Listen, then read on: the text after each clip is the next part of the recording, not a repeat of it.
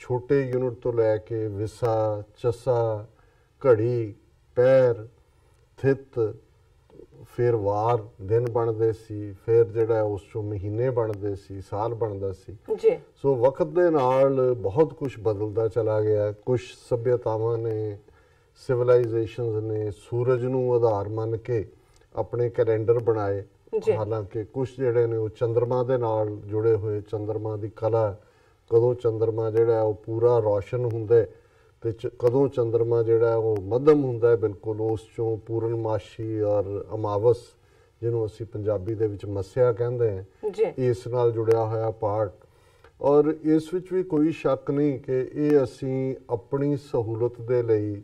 ਜਿਹੜਾ ਇਸ ਸਮੇਂ ਨੂੰ ਗਿਣਿਆ। ਇਸ ਦੀ ਜਿਹੜੀ ਹੈ ਦੁਨੀਆ ਦੇ ਵਿੱਚ ਜਿਉਂ-ਜਿਉਂ ਕੈਲੰਡਰ ਬਣਦੇ ਗਏ ਉਹਨਾਂ ਦੇ ਵਿੱਚ ਜਿਹੜੀਆਂ ਖਾਮੀਆਂ ਸਨ ਜਾਂ ਊਣਤਾਈਆਂ ਸਨ ਉਹਨਾਂ ਦੇ ਵਿੱਚ ਸੁਧਾਰ ਹੁੰਦਾ ਚਲਾ ਗਿਆ। ਔਰ ਫਿਰ ਇਸ ਦੇ ਨਾਲ ਇੱਕ ਸਿਆਸਤ ਜੁੜੀ ਹੋਈ ਹੈ ਔਰ ਬੜੀ ਡੂੰਘੀ ਸਿਆਸਤ ਹੈ। ਔਰ ਮੈਂ ਇਹ ਗੱਲ ਕਰਨ ਤੋਂ ਪਹਿਲੇ ਕਿ ਅਸੀਂ ਪਿਛਲੇ ਦਿਨਾਂ 'ਚ, ਕਿਉਂਕਿ 2 ਦਿਨ ਬਾਅਦ ਹੀ ਅਸੀਂ ਪ੍ਰੋਗਰਾਮ ਕਰ ਰਹੇ, ਕੱਲ੍ਹ ਜਿਹੜੀ ਹੈ ਅਸੀਂ ਜਿੱਥੇ ਪੈਨਲ ਡਿਸਕਸ਼ਨ ਰੱਖੀ ਸੀ ਜਿਸ ਨੂੰ ਸਾਡੇ ਦਰਸ਼ਕਾਂ ਨੇ ਬਹੁਤ ਪਸੰਦ ਕੀਤਾ, ਜਿਹਦੇ 'ਚ 2018 ਵਰ੍ਹੇ ਨੂੰ ਐਨਾਲਾਈਜ਼ ਕੀਤਾ ਗਿਆ ਸੀ ਕਿ ਭਾਈ ਉਹ ਸਾਰੇ ਦੇ ਵਿੱਚ ਕੀ ਵਾਪਰਿਆ ਗਲੋਬਲੀ, ਸਾਡੇ ਖਿੱਤੇ ਦੇ ਵਿੱਚ, ਸਾਊਥ ਏਸ਼ੀਆ ਦੇ ਵਿੱਚ ਕੀ ਵਾਪਰਿਆ, ਸਿੱਖ ਕੌਮ ਦੇ ਨੁਕਤਾ ਨਿਗਾਹ ਤੋਂ ਕੀ ਵਾਪਰਿਆ। ਔਰ ਇਸੇ ਤਰ੍ਹਾਂ ਉਸ ਤੋਂ ਇੱਕ ਦਿਨ ਪਹਿਲਾਂ ਐਤਵਾਰ ਨੂੰ ਜਦੋਂ ਕਿ ਮਾਲਵਾ ਬ੍ਰਦਰਜ਼ ਐਸੋਸੀਏਸ਼ਨ ਨੇ ਮਾਤਾ ਗੁਜਰੀ ਜੀ ਔਰ ਸਾਹਿਬਜ਼ਾਦਿਆਂ ਦੀ ਸ਼ਹਾਦਤ ਦੀ ਯਾਦ 'ਚ ਗੁਰਦੁਆਰਾ ਸਾਹਿਬ ਰਿਚਮੰਡ ਹਿੱਲ ਕਲਚਰਲ ਸੁਸਾਇਟੀ 'ਚ ਸਮਾਗਮ ਰੱਖਿਆ ਹੋਇਆ ਸੀ,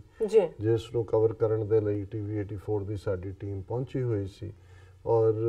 ਅਸੀਂ ਆਉਣ ਵਾਲੇ ਦਿਨਾਂ 'ਚ ਦੋਵੇਂ ਸਮਾਗਮ ਵੀ ਦਰਸ਼ਕਾਂ ਤੱਕ ਪਹੁੰਚਾਵਾਂਗੇ। ਔਰ ਇਸ ਸਮਾਗਮ ਨੂੰ ਵੀ ਮੈਨੂੰ ਐਡਰੈਸ ਕਰਨ ਦਾ ਮਾਣ ਹਾਸਲ ਹੋਇਆ।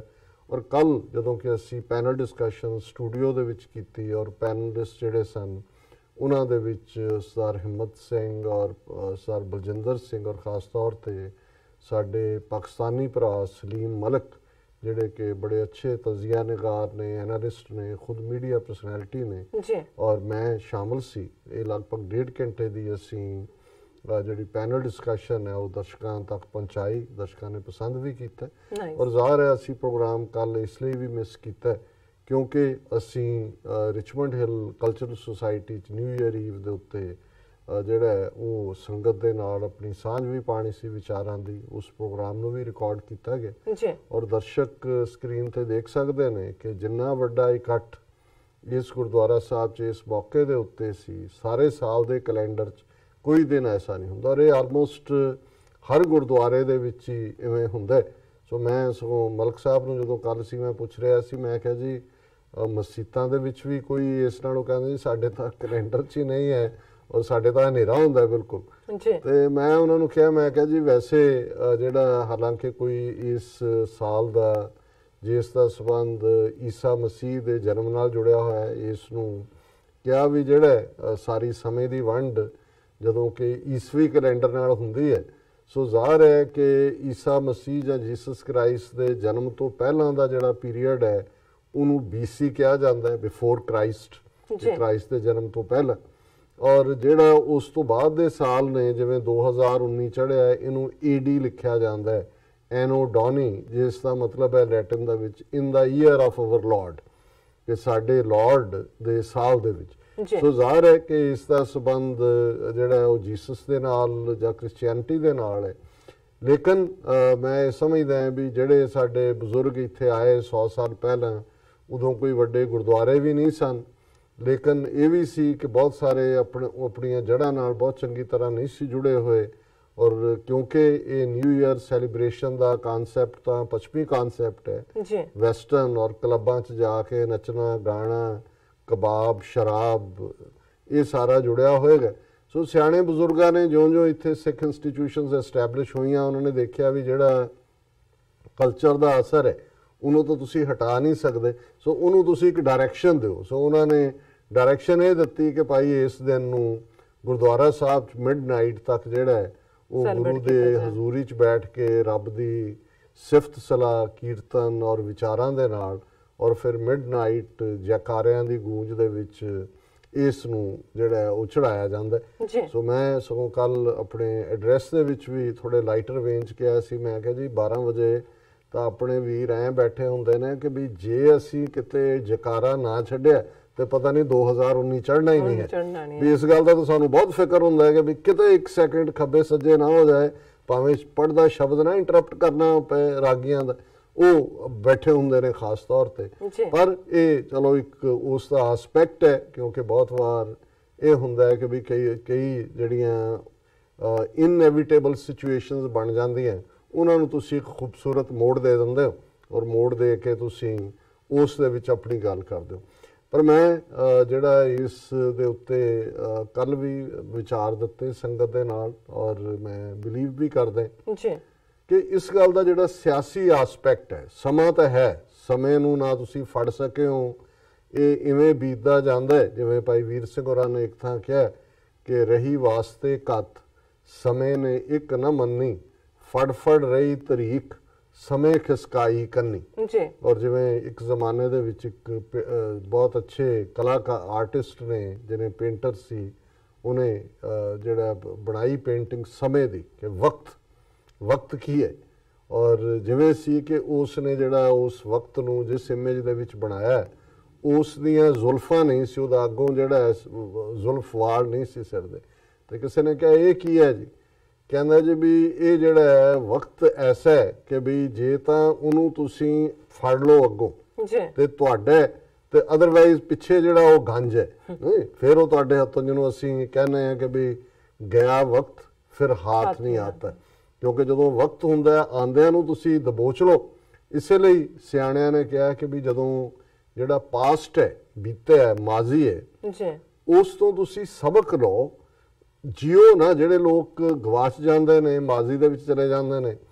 ਉਹ ਕਦੇ ਨਿਕਲ ਹੀ ਨਹੀਂ ਸਕਦੇ। ਔਰ ਬਹੁਤ ਸਾਰੇ ਜਿਹੜੀਆਂ ਅੱਜ ਅਸੀਂ ਮਾਨਸਿਕ ਬਿਮਾਰੀਆਂ ਜਾਂ ਦਿਮਾਗੀ ਬਿਮਾਰੀਆਂ ਦੀ ਗੱਲ ਕਰਦੇ ਹਾਂ, ਉਹਦੇ 'ਚੋਂ ਬਹੁਤ ਸਾਰੇ ਨੇ ਜਿਹੜੇ ਕਿ ਓਬਸੈਸਡ ਹੁੰਦੇ ਨੇ, ਉਸ ਓਬਸੈਸ਼ਨ 'ਚ ਹੁੰਦੇ ਨੇ, ਉਸ ਦੇ ਵਿੱਚ ਹੀ ਜਿਹੜੇ ਨੇ ਉਹ ਜਿਉਂਦੇ ਨੇ। ਔਰ ਪਾਸਟ ਤਾਂ ਤੁਹਾਡੇ ਲਈ ਇੱਕ ਸਬਕ ਸਿੱਖਣ ਲਈ ਹੈ, ਔਰ ਐਕਟ ਤੁਸੀਂ ਮੌਜੂਦਾ 'ਚ ਕਰਨਾ ਹੁੰਦਾ, ਪ੍ਰੈਜ਼ੈਂਟ 'ਚ ਕਰਨਾ ਹੁੰਦਾ,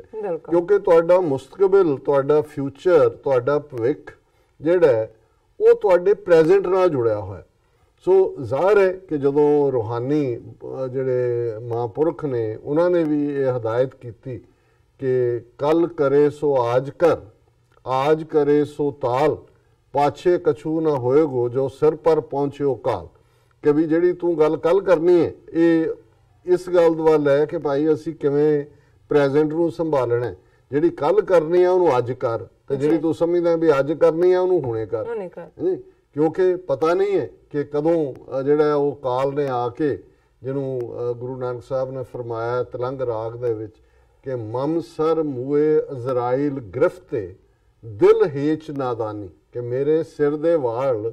ਮੌਤ ਦੇ ਫਰਿਸ਼ਤੇ ਅਜ਼ਰਾਈਲ ਨੇ ਫੜੇ ਹੋਏ ਨੇ। ਮਮ ਸਰ ਮੂਏ ਅਜ਼ਰਾਇਲ ਗ੍ਰਿਫਤੇ ਦਿਲ ਹੀਚ ਨਾਦਾਨੀ, ਕਿ ਹੇ ਮੇਰੇ ਦਿਲ, ਤੈਨੂੰ ਇਸ ਗੱਲ ਦੀ ਸਮਝ ਨਹੀਂ ਹੈ ਕਿ ਤੇਰਾ ਕਦੋਂ ਅੰਤ ਆ ਜਾਏ, ਉਹ ਤਾਂ ਤੇਰੇ ਵਾਲ ਫੜੇ ਹੋਏ ਨੇ। ਔਰ ਇਹ ਵੀ ਫਿਰ ਯਾਦ ਦਹਾਨੀ ਕਰਵਾਈ ਕਿ ਜ਼ਨ ਪਿਸਰ ਪਦਰ ਬਿਰਾਦਰਾਂ ਕਸ ਨੇਸ ਦਸਤਨ ਗੀਰ, ਆਖਰ ਬੇਹਫਤਮ ਕਸ ਨਾ ਦਾਰਦ ਚੂੰ ਸ਼ਬਦ ਤਕਬੀਰ। ਕਿ ਜ਼ਨ ਤੇਰੀ ਔਰਤ, ਪਿਸਰ ਬੱਚੇ, ਪਦਰ ਮਾਂ ਬਾਪ, ਬਿਰਾਦਰਾਂ, ਸਾਰੇ ਸ਼ਰੀਕ ਸਿਬਲਿੰਗ, ਇਹ ਜਿਹੜਾ ਜ਼ਨ ਪਿਸਰ ਪਦਰ ਬਿਰਾਦਰਾਂ ਕਸ ਨੇਸ ਦਸਤਨ ਗੀਰ, ਜਦੋਂ ਤੇਰਾ ਅੰਤ ਹੈ, ਇਹਨਾਂ ਜਦੋਂ ਕਿਸੇ ਨੇ ਵੀ ਤੇਰੇ ਨਾਲ ਨਹੀਂ ਹੈ, ਕੋਈ ਮਦਦਗਾਰ ਨਹੀਂ ਹੋਣਗੇ। ਤੇਰੀ ਅਖੀਰਲੀ ਨਮਾਜ਼ ਵੇੜੇ, ਤੇਰੇ ਅਖੀਰਲੇ ਜਨਾਜ਼ੇ ਦੇ ਵੇੜੇ ਜਿਹੜੀ ਸ਼ਮੂਲੀਅਤ ਹੁੰਦੀ ਹੈ, ਪਰ ਜਿਵੇਂ ਜਾ ਚੁੱਕਾ ਹੁੰਦਾ ਸਭ ਕੁਝ। ਸੋ ਜ਼ਾਹਰਾ ਤੌਰ ਦੇ ਉੱਤੇ ਜਦੋਂ ਅਸੀਂ ਵਕਤ ਦੀ ਗੱਲ ਕਰਦੇ ਹਾਂ, ਬੇਸ਼ੱਕ ਅੱਜ ਬਹੁਤ ਕੁਝ ਸੈਲੀਬ੍ਰੇਸ਼ਨ ਦੇ ਨਾਲ ਜੁੜਿਆ ਹੋਇਆ, ਪਰ ਇਹਦਾ ਰੂਹਾਨੀ ਆਸਪੈਕਟ ਵੀ ਬੜਾ ਅਹਿਮ ਹੈ ਕਿ ਵਕਤ ਜਿਹੜਾ ਉਹ ਗੁਜ਼ਰਦਾ ਹੈ, ਚਲਾ ਜਾਂਦਾ ਹੈ। ਜਿਵੇਂ ਹਵਾ ਤੁਹਾਨੂੰ ਟੱਚ ਕਰਕੇ ਗੁਜ਼ਰ ਜਾਂਦੀ ਹੈ, ਇਸ ਨੂੰ ਕੋਈ ਫੜ ਵੀ ਨਹੀਂ ਸਕਿਆ, ਇਸ ਨੂੰ ਕੋਈ ਰੋਕ ਵੀ ਨਹੀਂ ਸਕਿਆ। ਪਰ ਇਹੀ ਹੈ ਵੀ ਇਸ ਵਕਤ ਦੇ ਵਿੱਚ ਤੁਸੀਂ ਜ਼ਿੰਦਗੀ ਨੂੰ ਕਿਵੇਂ ਸਕਾਰਥਾ ਕਰ ਸਕਦੇ ਹੋ, ਕਿਵੇਂ ਤੁਸੀਂ ਇਸ ਨੂੰ ਜਿਹੜਾ ਹੈ ਉਹ ਯੂਜ਼ਫੁਲ ਕਰ ਸਕਦੇ ਹੋ। ਜਿਵੇਂ ਕਬੀਰ ਸਾਹਿਬ ਨੇ ਇਹ ਫਰਮਾਇਆ ਕਿ ਕਬੀਰ ਕਿਉਂ ਜਾਣਾ ਕਿਵ ਮਰेंगे, कैसा मरना होए जेकर साहिब मनो ना विसरै तां सहला मरना होए। कबीर साहब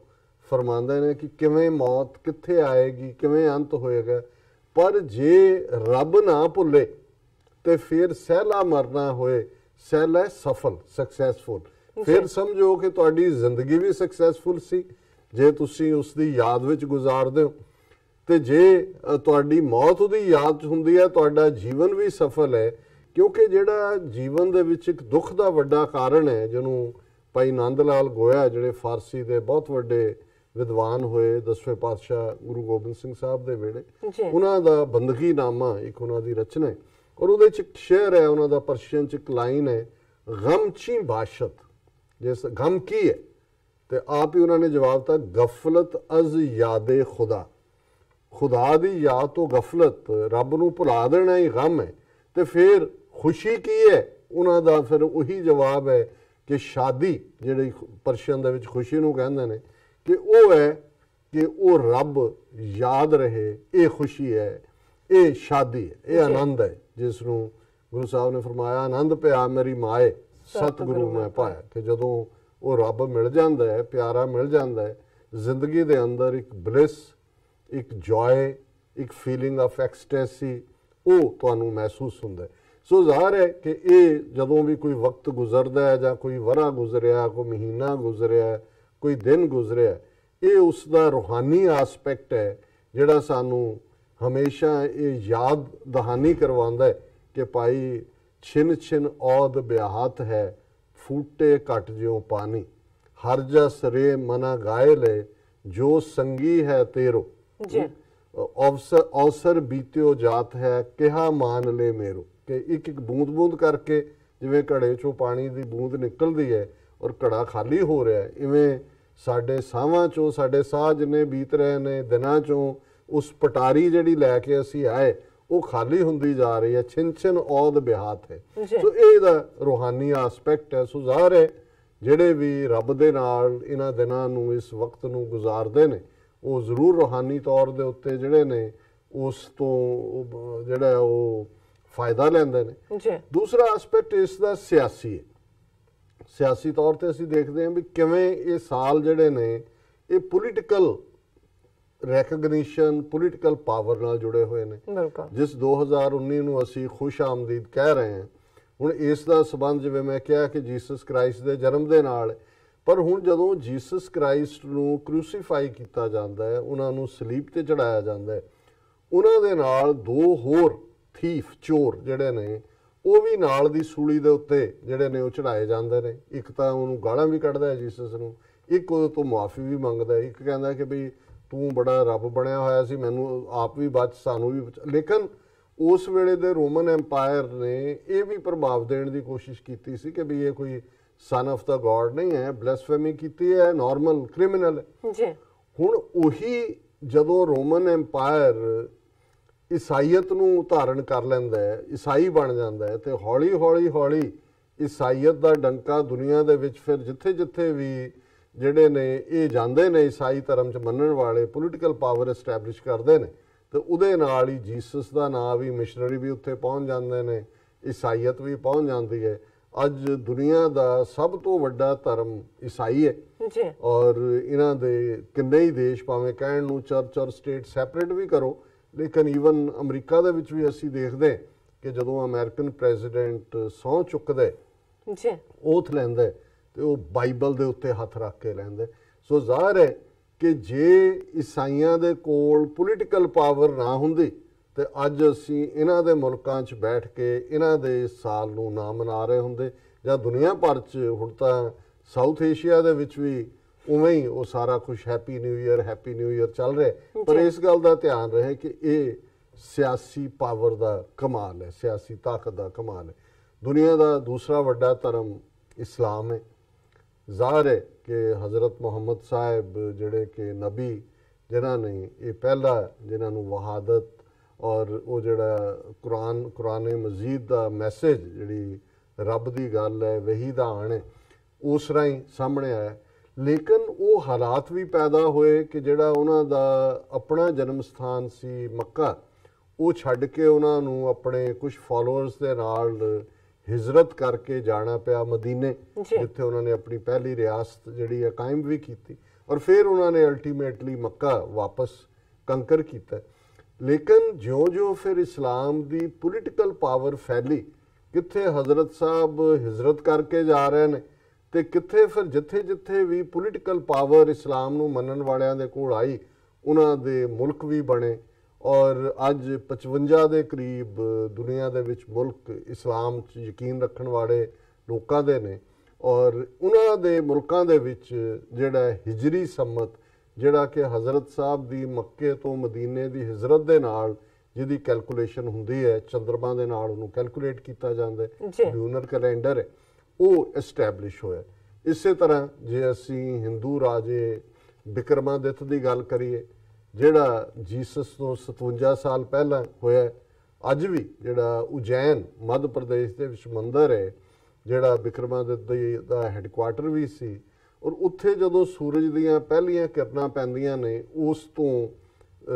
ਦਿਨ ਦੇ ਰਾਈਜ਼ ਕਰਨ ਦਾ ਵਕਤ ਕੈਲਕੂਲੇਟ ਹੁੰਦਾ ਹੈ, ਐਂਡ ਦਾ ਵੀ ਉਹਦੇ ਨਾਲ ਹੁੰਦਾ ਹੈ, ਔਰ ਉਸ ਨੂੰ ਜਿਹੜਾ ਬਿਕਰਮੀ ਕੈਲੰਡਰ ਬਿਕਰਮਾਦਿੱਤਿਆ ਦੇ ਨਾਂ ਨਾਲ, ਔਰ ਜੇ ਤੁਸੀਂ ਐਲਾਮੈਨਿਕ ਦੇਖੋ ਕੈਲੰਡਰਸ ਦੀ, ਤੇ ਉਸ ਨੂੰ ਹਿੰਦੂ ਕੈਲੰਡਰ ਦੇ ਨਾਲ ਐਡਰੈਸ ਕੀਤਾ ਜਾਂਦਾ। ਸੋ ਉਹਨਾਂ ਦੀ ਅੱਜ ਵੀ ਬਹੁਤ ਸਾਰੀਆਂ ਜਿਹੜੀਆਂ ਤਰੀਕਾਂ ਨੇ, ਬੇਸ਼ੱਕ ਸਹੂਲਤ ਲਈ ਈਸਵੀ ਕੈਲੰਡਰ ਹੈ, ਲੇਕਿਨ ਸੰਗਰਾਂਦ, ਮੱਸਿਆ ਜੋ ਵੀ ਕੈਲਕੂਲੇਟ ਹੁੰਦੀਆਂ ਨੇ ਸੂਰਜ ਦੀਆਂ, ਚੰਦਰਮਾ ਦੀਆਂ, ਅਮਾਵਸ, ਪੂਰਨਮਾਸ਼ੀ, ਉਹ ਬਿਕਰਮੀ ਕੈਲੰਡਰ ਦੇ ਨਾਲ ਹੁੰਦੀਆਂ ਨੇ ਜਾਂ ਹਿੰਦੂ ਕੈਲੰਡਰ ਦੇ ਨਾਲ ਹੁੰਦੀਆਂ ਨੇ। ਇਹ ਪੋਲੀਟੀਕਲ ਪਾਵਰ ਦਾ ਕਮਾਲ ਹੈ। ਇਸੇ ਤਰ੍ਹਾਂ ਯਹੂਦੀਆਂ ਦਾ ਹੈ ਚਾਈਨੀਜ਼ ਕੈਲੰਡਰ, ਜਿਹੜਾ ਬਿਕਰਮਾਦਿੱਤ ਤੋਂ ਵੀ ਪੁਰਾਣਾ ਹੈ, ਔਰ ਉਹ ਤਾਂ ਇੱਕ animal, year of the dragon ਜਾਂ ਈਅਰ ਆਫ ਸਨੇਕ, ਜਿਹੜੇ ਵੀ ਉਹਦੇ ਨਾਲ ਉਹਨੂੰ ਕੈਲਕੂਲੇਟ ਕਰਦੇ ਨੇ। ਇਸੇ ਤਰ੍ਹਾਂ ਜ਼ੋਰੈਸਟਰੀਅਨਸ ਦੇ ਨੇ ਆਪਣੇ ਕੈਲੰਡਰ। ਸੋ ਮੈਂ ਇਹ ਇਸ ਲਈ ਵੇਰਵਾ ਦਿੱਤਾ ਕਿ ਸਿੱਖ ਕੌਮ ਦੀ ਵੀ ਜਿਹੜਾ ਇਸ ਯਾਦ ਦਹਾਨੀ ਦੇ ਲਈ ਜ਼ਰੂਰੀ ਹੈ। ਅੱਜ ਸਾਡਾ ਇੱਕ ਹਿੱਸਾ, ਜਿਵੇਂ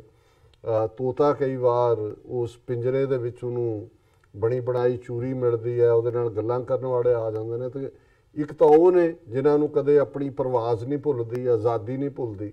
ਉਹ ਤਾਂ ਹਮੇਸ਼ਾ ਇਸ ਦੌੜ ਦੇ ਵਿੱਚ ਰਹਿੰਦੇ ਨੇ ਕਿ ਪਿੰਜਰਾ ਕਿਵੇਂ ਤੋੜਨਾ। ਪਰ ਇੱਕ ਉਹ ਨੇ ਜਿਹੜੇ ਪਿੰਜਰੇ ਨੂੰ ਹੀ ਇੰਜੋਏ ਕਰਨ ਲੱਗ ਜਾਂਦੇ ਨੇ, ਔਰ ਉਹਨਾਂ ਨੂੰ ਉਸ ਪਿੰਜਰੇ ਦੀ ਚੂਰੀ ਦੇ ਵਿੱਚ ਸਵਾਦ ਆਉਣਾ ਸ਼ੁਰੂ ਹੋ ਜਾਂਦਾ। ਇਹੀ ਗੁਲਾਮੀ ਦੀ, ਕਿਉਂਕਿ ਉਹ ਵੀ ਤੋਤੇ ਦੀ ਜਾਂ ਜਿਹੜੇ ਈਵਨ ਜਾਨਵਰ ਜਿਨ੍ਹਾਂ ਦੇ ਵਿੱਚ ਸ਼ੇਰ ਵੀ, ਅਮਰੀਕਾ ਦੇ ਵਿੱਚ ਕਈ ਥਾਂ ਪੈਟ ਸ਼ੇਰ ਵੀ ਰੱਖੇ ਹੋਏ ਨੇ, ਉਹ ਉਹਨਾਂ ਦੀ ਪ੍ਰੋਗਰਾਮਿੰਗ ਹੁੰਦੀ ਹੈ, ਮੈਂਟਲ ਪ੍ਰੋਗਰਾਮਿੰਗ ਹੁੰਦੀ ਹੈ। ਇਸੇ ਤਰ੍ਹਾਂ ਇੱਕ ਪਾਸੇ ਪਿੰਜਰੇ ਦੇ ਸ਼ੇਰ ਨੇ, ਉਹ ਉਹਨਾਂ ਨੂੰ ਭਾਵੇਂ ਖਾਣ ਨੂੰ ਮਾਸ ਹੀ ਦਿੰਦੇ ਨੇ, ਪਰ ਪਿੰਜਰੇ ਦੇ ਵਿੱਚ ਜਿਹੜਾ ਹੈ, ਔਰ ਦੂਸਰਾ ਉਹਨਾਂ ਦਾ ਇੱਕ ਫਿਰ ਅੱਗੋਂ ਸਰਕਸ ਦੇ ਸ਼ੇਰ ਨੇ ਕਿ ਵੀ ਉਹ ਉਹਨਾਂ ਦਾ ਸਰਕਸ ਮਾਸਟਰ ਹੈ। ਸੋ ਇਵੇਂ ਹੀ ਜਿਹੜੇ ਗੁਲਾਮੀ ਕਹਿਣੀ ਹੋਏ, ਸਾਡਾ ਇੱਕ ਤਬਕਾ ਪਿੰਜਰੇ 'ਚ ਹੈ, ਉਹ ਇੱਕ ਤਾਂ ਉਹ ਹੈ ਵੀ ਪਿੰਜਰਾ ਤੋੜਨਾ ਚਾਹੁੰਦੇ ਨੇ, ਇੱਕ ਪਿੰਜਰੇ ਦਾ ਆਨੰਦ ਮਾਣ ਰਹੇ ਨੇ, ਇੱਕ ਜਿਹੜੇ ਨੇ ਉਹ ਸਰਕਸ ਰਿੰਗ ਮਾਸਟਰ ਜਿਵੇਂ ਅਮਰਿੰਦਰ ਵਰਗੇ ਨੇ, ਉਹ ਉਹਦੇ ਥੱਲੇ ਨੇ। ਔਰ ਇਹਦੇ ਤੋਂ ਹੀ ਮੈਂ ਅਕਸਰ ਅਲਾਮਾ ਇਕਬਾਲ ਦਾ ਇਹ ਸ਼ੇਅਰ ਮੈਨੂੰ ਬਹੁਤ ਚੰਗਾ ਲੱਗਦਾ, ਮੈਂ ਦੁਹਰਾਉਂਦਾ ਵੀ ਹੈ कि ए ताहिरे लाहौती उस रिज़्क़ से मौत अच्छी जिस रिज़्क़ में आती हो परवाज में कोताही। कि ए ताहिरे लाहौती यूनीक हैवनली बर्ड, कि उस रिज़्क़ नालों मरना चंगा है जेड़ा रिज़्क़ तेरी परवाज नाल, तेरी उड़ान नाल, तेरी फ्लाइट नाल तेरा कंप्रोमाइज़ करवाए। सो ਜ਼ਾਹਰ ਹੈ ਕਿ ਜਦੋਂ ਅਸੀਂ ਸੋਵਰਨ ਸਾਂ, ਸਾਡੇ ਕੋਲ ਪੋਲੀਟੀਕਲ ਪਾਵਰ ਸੀ 1849 ਤੱਕ, ਅੱਜ ਵੀ ਜਦੋਂ ਛੋਟੀਆਂ ਇੱਟਾਂ ਵਾਲੀ ਉਸਾਰੀ ਵਾਲੀਆਂ ਹਵੇਲੀਆਂ ਦੇਖੀਆਂ ਜਾਂਦੀਆਂ, ਤੇ ਹੋਏਗਾ ਕਿ ਇਹਦੇ 'ਚ ਨਾਨਕਸ਼ਾਹੀ ਇੱਟਾਂ ਇਸਤੇਮਾਲ ਹੋਈਆਂ, ਕਿਉਂਕਿ ਜ਼ਾਹਰ ਹੈ ਕਿ ਜਦੋਂ ਸਿੱਖ ਰਾਜ ਸੀ, ਸਰਕਾਰੇ ਖਾਲਸਾ ਜੀਓ, ਤੇ ਜਿਹੜੇ ਸਿੱਕਾ ਸੀ ਉਹ ਨਾਨਕਸ਼ਾਹੀ ਸਿੱਕਾ ਉਹਨੂੰ ਕਿਹਾ ਜਾਂਦਾ ਸੀ, ਚਾਂਦੀ ਦੇ ਰੁਪਈਏ ਸੀ, ਔਰ ਉਸ ਦੇ ਉੱਤੇ ਇਬਾਰਤ ਵੀ ਇਹੀ ਸੀ ਕਿ ਸਿੱਕਾ ਜ਼ਦ ਬਰ ਹਰ ਦੋ ਆਲਮ, ਤੇਗ ਨਾਨਕ ਵਾਹਬ ਅਸਤ, ਫਤਿਹ ਗੋਬਿੰਦ ਸਿੰਘ ਫਜ਼ਲ ਸ਼ਾਹੇ ਸ਼ਾਹਾਂ, ਫਜ਼ਲ ਸੱਚਾ ਸਾਹਿਬ ਅਸਤ। ਕਿ ਇਹ ਦੋ ਜਹਾਨਾਂ ਦੇ ਵਿੱਚ ਸਿੱਕਾ ਅਸੀਂ ਗੁਰੂ ਨਾਨਕ, ਗੁਰੂ ਗੋਬਿੰਦ ਸਿੰਘ ਸਾਹਿਬ ਦੀ ਬਖਸ਼ਿਸ਼ ਦੇ ਨਾਲ, ਤੇਗ ਗੁਰੂ ਨਾਨਕ ਦੀ, ਸਿੱਕਾ ਜ਼ਦ ਬਰ ਹਰ ਦੋ ਆਲਮ, ਤੇਗ ਨਾਨਕ ਸਾਹਿਬ ਅਸਤ, ਫਤਿਹ ਗੋਬਿੰਦ ਸਿੰਘ ਸ਼ਾਹੇ ਸ਼ਾਹਾਂ, ਫਜ਼ਲ ਸੱਚਾ ਸਾਹਿਬ ਅਸਤ। ਔਰ ਜੇ ਜਿਹੜੀ ਫਤਿਹ ਹੈ, ਵਿਕਟਰੀ ਹੈ, ਇਹ ਸ਼ਾਹ ਦੇ ਸ਼ਹਿਨशाह ਬਾਦਸ਼ਾਹਾਂ ਦੇ ਬਾਦਸ਼ਾਹ ਗੁਰੂ ਗੋਬਿੰਦ ਸਿੰਘ ਸਾਹਿਬ ਦੀ ਬਦੌਲਤ ਸਾਨੂੰ ਮਿਲੀ। ਔਰ ਜਦੋਂ ਸਾਡਾ ਰਾਜ ਅੰਗਰੇਜ਼ਾਂ ਦੇ ਪੇਟੇ ਪੈਂਦਾ, ਉਹ ਸਾਰੇ ਸਿੱਕੇ ਜਿਹੜੇ ਕਈ ਸੈਂਕੜੇ ਟਨ ਉਹ ਚਾਂਦੀ ਦੇ ਰੁਪਈਏ ਉਹ ਪਿਘਲਾ ਕੇ ਵਾਪਸ ਉਹਨੂੰ ਚਾਂਦੀ ਬਣਾ ਰਹੇ ਨੇ। ਔਰ ਫਿਰ ਉਹਨਾਂ ਦੀ ਕੁਈਨ ਵਾਲਾ ਔਰ ਦੂਸਰੇ ਈਸਟ ਇੰਡੀਆ ਕੰਪਨੀ, ਬਾਅਦ ਦੇ ਵਿੱਚ ਬ੍ਰਿਟਿਸ਼ ਕਰਾਊਨ ਦੇ ਸਿੱਕੇ ਚੱਲਦੇ ਨੇ। ਸੋ ਜ਼ਾਹਰ ਹੈ ਕਿ ਸਿੱਕੇ ਵੀ ਉਹਨਾਂ ਦੇ ਚੱਲਦੇ ਨੇ, ਸਾਲ ਵੀ ਉਹਨਾਂ ਦੇ ਚੱਲਦੇ ਨੇ ਜਿਨ੍ਹਾਂ ਦੇ ਕੋਲ ਪੋਲੀਟੀਕਲ ਪਾਵਰ ਹੁੰਦੀ ਹੈ। ਸੋ ਇਹ ਸਾਨੂੰ ਜ਼ਰੂਰ ਯਾਦ ਰੱਖਣ ਦੀ ਲੋੜ ਹੈ ਕਿ 30 ਮਿਲੀਅਨ ਸਿੱਖ ਕੌਮ, ਜਿਹਦੇ 'ਚ ਇੱਕ ਨੇਸ਼ਨ ਸਟੇਟ ਦੇ ਸਾਰੇ ਜਿਹੜੇ ਐਲੀਮੈਂਟ ਨੇ ਉਹ ਇਨਹੈਰੈਂਟ ਨੇ, ਉਸ ਦੇ ਵਿੱਚ ਨੇ, ਉਹਨੂੰ ਕਿਤੋਂ ਬਾਹਰੋਂ ਲਿਜਾਣ ਦੀ ਲੋੜ ਨਹੀਂ। ਔਰ ਜਿਹੜੇ ਆਲਮੋਸਟ 1.5-200 ਸਾਲ ਪਹਿਲਾਂ ਇੱਕ ਸੋਵਰਨ ਜਿਹੜੇ ਨੇ ਲੋਕਾਂ ਦੇ ਤੌਰ ਤੇ, ਔਰ ਜਿਨ੍ਹਾਂ ਨੇ ਕਦੇ ਗੁਲਾਮੀ ਕਬੂਲੀ ਨਹੀਂ ਹੈ। ਔਰ ਜਦੋਂ ਸਿੱਖ ਨੂੰ ਡਿਫਾਈਨ ਕੀਤਾ 18th ਸੈਂਚੁਰੀ 'ਚ ਕਿ ਖਾਲਸਾ ਬਾਦਸ਼ਾਹ ਜਾਂ ਬਾਗੀ, ਕਿ ਜਾਂ ਖਾਲਸਾ ਬਾਦਸ਼ਾਹ ਹੈ, ਸੋਵਰਨ ਹੈ, ਆਪਣੀ ਕਿਸਮਤ ਆਪ ਕਰਨ ਦਾ ਹੱਕ ਰੱਖਦਾ ਹੈ, ਜਾਂ ਉਹਦੇ ਲਈ ਲੜ ਰਿਹਾ ਹੈ ਸੋਵਰਨਟੀ ਲਈ, ਬਾਦਸ਼ਾਹਤ ਲਈ। ਗੁਲਾਮੀ ਤਾਂ ਸਟੇਟ ਆਫ ਮਾਈਂਡ ਹੈ। ਸੋ ਅੱਜ ਜਦੋਂ ਅਸੀਂ ਇਸ ਮਗਰਬੀ ਤਹਿਜ਼ੀਬ ਦੇ ਵਿੱਚ ਇਸ ਸਾਲ ਨੂੰ ਮਨਾ ਰਹੇ ਹਾਂ, ਯਾਦ ਕਰ ਰਹੇ ਹਾਂ, ਹੈਪੀ ਨਿਊ ਈਅਰ ਕਹਿ ਰਹੇ ਹਾਂ, ਤੇ ਫਿਰ ਇਸ ਗੱਲ ਦੀ ਵੀ ਯਾਦ ਦਹਾਨੀ ਰਹੇ ਕਿ ਕੌਮ ਦੀ ਇਸ ਆਜ਼ਾਦ ਹਸਤੀ ਦੇ ਲਈ, ਬਾਦਸ਼ਾਹਤ ਦੇ ਰਸਤੇ ਦੇ ਲਈ, ਜਿਨ੍ਹਾਂ ਸਾਡੇ 1.5 ਲੱਖ ਕੌਮ ਦੇ ਪੁੱਤਰ ਪੁੱਤਰੀਆਂ ਨੇ ਕੁਰਬਾਨੀ ਦਿੱਤੀ। ਅੱਜ ਵੀ ਸੈਂਕੜਿਆਂ ਦੀ ਗਿਣਤੀ ਸਿੱਖ ਨੌਜਵਾਨ, ਜਿਨ੍ਹਾਂ ਦੇ ਵਿੱਚ ਸਾਡੇ ਅਕਾਲ ਤਖਤ ਦੇ ਜਥੇਦਾਰ ਜਗਤਾਰ ਸਿੰਘ ਹਵਾਰਾ ਵੀ, ਜਿਹੜੇ ਤਿਹਾੜ ਜੇਲ੍ਹ 'ਚ ਨੇ, ਪੈਰਾਂ 'ਚ ਬੇੜੀਆਂ, ਹੱਥਾਂ 'ਚ ਹੱਥਕੜੀਆਂ, ਪਰ ਉਹਨਾਂ ਦੀ ਬੁਲੰਦ ਆਵਾਜ਼ ਹੈ ਕਿ ਅਸੀਂ ਆਜ਼ਾਦ ਹੋਣਾ ਹੈ, ਖਾਲਿਸਤਾਨ ਜ਼ਿੰਦਾਬਾਦ ਦੀ ਗੱਲ ਹੈ। ਸੋ ਆਪਣੀਆਂ ਮਨ ਦੀਆਂ ਯਾਦਾਂ ਦੇ ਵਿੱਚ ਜਦੋਂ ਅਸੀਂ ਗੁਰਦੁਆਰਿਆਂ ਦੇ ਵਿੱਚ, ਘਰਾਂ ਦੇ ਵਿੱਚ ਰੱਬ ਤੋਂ, ਵਾਹਿਗੁਰੂ ਤੋਂ ਆਪਣੇ ਪਰਿਵਾਰ ਦੀ ਸੁੱਖ ਸ਼ਾਂਤੀ ਮੰਗਦੇ ਹਾਂ, ਅਸੀਂ ਕੋਈ ਵੀ ਦੁਖੀ ਨਹੀਂ ਹੋਣਾ ਚਾਹੁੰਦਾ, ਦੁੱਖ ਤਾਂ ਕੋਈ ਮੰਗਦਾ ਨਹੀਂ ਹੈ, ਬਿਲਕੁਲ ਅਸੀਂ ਤਾਂ ਸੁੱਖ ਮੰਗਦੇ ਹਾਂ। ਔਰ ਇਹ ਵੀ ਕਹਿੰਦੇ ਆ ਕਿ ਭਾਈ ਅਸੀਂ ਤੈਨੂੰ ਕੁਝ ਨਹੀਂ ਦੇਣਾ, ਤੂੰ ਸਾਨੂੰ ਆਪਣਾ ਸੁੱਖ ਦੇ ਦੇ। ਔਰ ਸਾਡੇ ਕੋਲ ਵਕਤ ਨਹੀਂ ਹੈ ਕਿ ਵੀ ਅਸੀਂ ਬੈਠ ਕੇ ਜਿਹੜਾ ਤੇਰੇ ਨਾਲ ਗੱਲਾਂ ਕਰੀਏ, ਬੈਠ ਕੇ ਜਿਹੜਾ ਤੈਨੂੰ ਵੀ ਯਾਦ ਕਰੀਏ, ਪਰ ਉਹ ਫਿਰ ਵੀ ਦਿੰਦਾ ਦੇ ਲੈਂਦੇ ਥੱਕ ਪਾਏ, ਜੁਗਾ ਜੁਗੰਤਰ ਖਾਹੀ ਖਾਏ, ਲੈਣ ਵਾਲੇ ਥੱਕ ਜਾਂਦੇ ਨੇ, ਉਹ ਦੇਈ ਜਾਂਦਾ, ਉਹਦਾ ਬਿਰਧ ਹੈ ਦੇਣਾ। ਕਿਤੇ ਲੈ ਲੈ ਮੁੱਕਰ ਪਾਏ, ਕਿਤੇ ਮੂਰਖ ਖਾਈ ਖਾਏ, ਕਈ ਲੈ ਲੈ ਕੇ ਮੁੱਕਰ ਵੀ ਜਾਂਦੇ ਨੇ। ਉਹ ਸਭ ਨੂੰ ਦਿੰਦਾ ਨਾ। ਉਹਨੇ ਕਦੇ ਸੂਰਜ ਦੀ ਰੋਸ਼ਨੀ, ਉਹਨੇ ਨਹੀਂ ਕਿਹਾ ਵੀ ਜਿਹੜੇ ਅੱਲਾ ਦੇ ਪਿਆਰੇ ਨੇ, ਮੇਰੇ ਪਿਆਰੇ ਨੇ ਰੱਬ ਦੇ, ਮੈਂ ਸਿਰਫ ਸੂਰਜ ਉਹਨਾਂ ਨੂੰ ਦੇਣਾ ਹੈ, ਹਵਾ ਉਹਨਾਂ ਨੂੰ ਦੇਣੀ ਹੈ ਜਾਂ ਕੋਈ, ਉਹ ਸਭ ਨੂੰ ਹੀ ਦਿੰਦਾ। ਉਸਨੇ ਕਦੇ ਜਿਹੜਾ ਉਹ ਭਿੰਨ ਭੇਦ ਰੱਖਿਆ ਹੀ ਨਹੀਂ ਹੈ। ਇਹ ਤਾਂ ਉਹਦਾ ਬਿਰਧ ਹੈ, ਇਸ ਲਈ ਉਹ ਰੱਬ ਹੈ, ਇਸ ਲਈ ਉਹ ਅੱਲਾਹ ਤਾਲਾ ਹੈ, ਇਸ ਲਈ ਉਹ ਵਾਹਿਗੁਰੂ ਹੈ, ਇਸ ਲਈ ਉਹ ਰਾਮ ਹੈ, ਰਮਿਆ ਹੋਇਆ ਹਰ ਇੱਕ ਦੇ ਵਿੱਚ। ਲੇਕਿਨ ਅਸੀਂ ਇਹ ਜ਼ਰੂਰ ਨਾ ਸ਼ੁਕਰੇ ਨਾ ਹੋਈਏ, ਇੱਕ ਤਾਂ ਰੱਬ ਦੇ, ਦੂਸਰੇ ਆਪਣੀ ਕੌਮ ਦੇ ਲਈ ਵੀ ਉਹਨਾਂ ਕੌਮ ਦੇ ਗੱਭਰੂਆਂ ਨੂੰ ਯਾਦ ਕਰਦੇ ਹਾਂ, ਕੌਮ ਦੇ ਉਹ ਬਹਾਦਰ ਸਿੰਘਣੀਆਂ ਨੂੰ ਯਾਦ ਕਰਦੇ ਹਾਂ ਜਿਨ੍ਹਾਂ ਨੇ ਆਪਣਾ ਅੱਜ ਦਿੱਤਾ ਤਾਂ ਕਿ ਕੌਮ ਦਾ ਆਉਣ ਵਾਲਾ ਕੱਲ ਸ਼ਾਨ ਮਤਾ ਹੋਏ, ਮਾਣ ਮਤਾ ਹੋਏ। ਔਰ ਇਹੀ ਗੱਲ ਬਾਬਾ ਗੁਰਬਚਨ ਸਿੰਘ ਮਾਨੋਚਾਲ, ਜਿਹੜੇ ਅਕਾਲ ਤਖਤ ਦੇ ਜਥੇਦਾਰ, ਜਿਨ੍ਹਾਂ ਨੇ ਇਸ ਖਾਲਿਸਤਾਨ ਦੇ ਸੰਘਰਸ਼ ਨੂੰ ਲੀਡ ਵੀ ਕੀਤਾ, ਫਿਰ ਜੂਝਦੇ ਹੋਏ ਸ਼ਹੀਦੀ ਪਾਈ, ਉਹ ਕਵੀ ਵੀ ਸਨ। ਉਹਨਾਂ ਦੀ ਇੱਕ ਨਜ਼ਮ ਸੀ ਕਿ ਮੇਰੇ ਦੋਸਤ ਨਵਾਂ ਵਰਾ ਮੁਬਾਰਕ, ਔਰ ਉਸ ਦੇ ਵਿੱਚ ਉਹਨਾਂ ਨੇ ਫਿਰ ਇਹ ਕਿਹਾ ਸੀ ਕਿ ਤੂੰ ਵੀ ਮੈਨੂੰ ਮੁਬਾਰਕ ਲਈ ਕਹੇਂਗਾ, ਪਰ ਤੂੰ ਕਿੱਥੇ ਮੈਨੂੰ ਭੇਜੇਂਗਾ, ਸਾਡਾ ਤਾਂ ਕੋਈ ਸਿਰਨਾਵਾ ਹੀ ਨਹੀਂ ਹੈ। ਔਰ ਅਸੀਂ ਉਹ ਸਿਰਨਾਵਾ ਲੱਭਣ ਦੇ ਲਈ ਤੁਰੇ। ਅਸੀਂ ਉਸ ਆਪਣੀ ਭੈਣ ਦੀ ਗਵਾਚੀ ਚੁੰਨੀ, ਜਿਹੜੀ ਨਵੰਬਰ 84 ਦੇ ਵਿੱਚ ਗਵਾਚੀ, ਉਸ ਬਾਪੂ ਦੀ ਲਾਈ ਪੱਗ ਔਰ ਉਸ ਨੂੰ ਕੀਤਾ ਗਿਆ ਖੁਆਰ ਔਰ ਬੇਅਦਬ, ਉਸ ਦੇ ਲਈ ਘਰੋਂ ਤੁਰੇ। ਔਰ ਮੈਂ ਇਹ ਜ਼ਰੂਰ ਯਾਦ ਦਹਾਨੀ ਕਰਵਾਉਣਾ ਚਾਹੁੰਦਾ ਕਿ ਇਹ ਸਾਨੂੰ ਯਾਦ ਰੱਖਣਾ ਚਾਹੀਦਾ ਹੈ ਕਿ ਅਲਟੀਮੇਟਲੀ ਇੱਥੇ ਅਸੀਂ ਜਿੰਨੇ ਮਰਜ਼ੀ ਖੁਸ਼ਹਾਲ ਹੋਈਏ, ਜਿੰਨੀ ਮਰਜ਼ੀ ਵੱਡੀ ਗੱਡੀ ਹੋਏ, ਜਿੰਨੇ ਮਰਜ਼ੀ ਘਰ ਲੈ ਲਈਏ, ਅਲਟੀਮੇਟਲੀ ਕੌਮਾਂ ਦਾ ਮਾਣ ਵਕਾਰ ਜਿਹੜਾ ਉਹ ਆਪਣੇ ਹੋਮਲੈਂਡ ਨਾਲ ਹੁੰਦਾ ਹੈ, ਆਪਣੇ ਨੇਸ਼ਨ ਨਾਲ ਹੁੰਦਾ ਹੈ, ਆਪਣੇ ਘਰ ਦੇ ਨਾਲ ਹੁੰਦਾ ਹੈ। ਔਰ ਇਸ ਸਾਰੇ 'ਚੋਂ ਫਿਰ ਵੀ ਕਿਤੇ ਸਾਡੇ ਦਰਸ਼ਕ ਇਹੀ ਨਾ ਕਹਿਣ ਵੀ ਅਸੀਂ ਤਾਂ ਜਿਹੜਾ ਉਹ ਉਧਰ ਨੂੰ ਤੁਰ ਗਏ। ਲੇਕਿਨ ਮੈਂ ਇੱਕ ਬੀਬੀ ਦੀਆਂ ਇਹ ਲਿਖੀਆਂ ਲਾਈਨਾਂ ਨੇ, ਉਹਨਾਂ ਨੂੰ ਮੈਂ ਦੁਹਰਾ ਕੇ ਇਸ ਤੋਂ ਫਿਰ ਮੈਂ ਅੱਗੇ ਤੁਰਦਾ। ਉਹਨਾਂ ਨੇ ਕਿਹਾ ਕਿ ਅਗਰ चिरागों की हिफाजत वक्त पर न कर सके तो रोशनी मिट जाएगी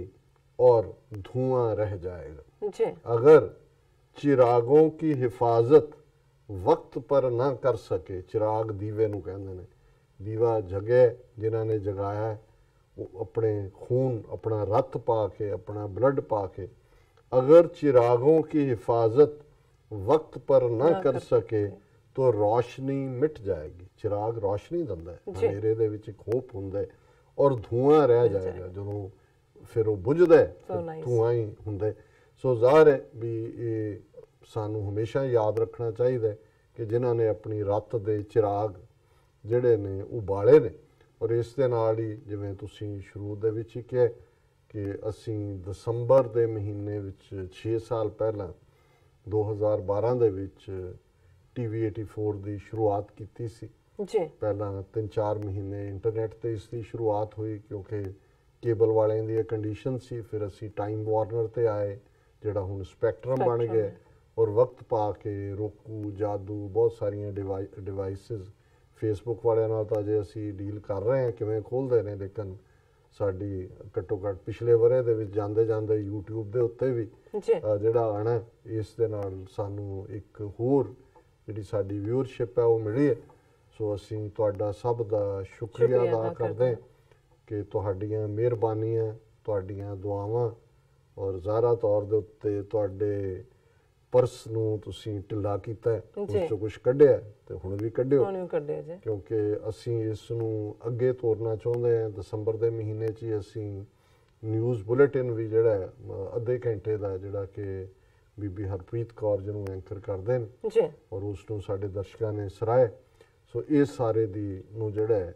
ਅੱਗੇ ਤੋਰਨ ਦੇ ਲਈ ਗੱਲ ਸਿਰਫ ਇਹ ਨਹੀਂ ਹੈ ਕਿ ਅਸੀਂ ਇੱਕ ਪੜਾਅ 'ਤੇ ਖੜੇ ਰਹੀਏ, ਹੌਲੀ ਹੌਲੀ ਸਾਡੀ ਮੰਜ਼ਿਲ ਅਲਟੀਮੇਟਲੀ ਜਿਹੜੀ ਹੈ ਉਹ ਜੇ ਸੱਚ, ਹੱਕ, ਇਨਸਾਫ ਦੀ ਆਵਾਜ਼ ਹੈ ਔਰ ਸੱਚੋ ਸੱਚ TV 84 ਦਾ ਇੱਕ ਫਲੈਗ ਸ਼ੋ ਹੈ ਜਿਸ ਨੂੰ ਕਾਫੀ ਸਾਡੇ ਦਰਸ਼ਕਾਂ ਵੱਲੋਂ ਔਰ ਵੱਡੀ ਗਿਣਤੀ 'ਚ ਸਾਡੇ ਪਾਕਿਸਤਾਨੀ ਭਰਾ ਭੈਣ ਵੀ ਸਾਡਾ ਸਰਮਾਇਆ ਨੇ।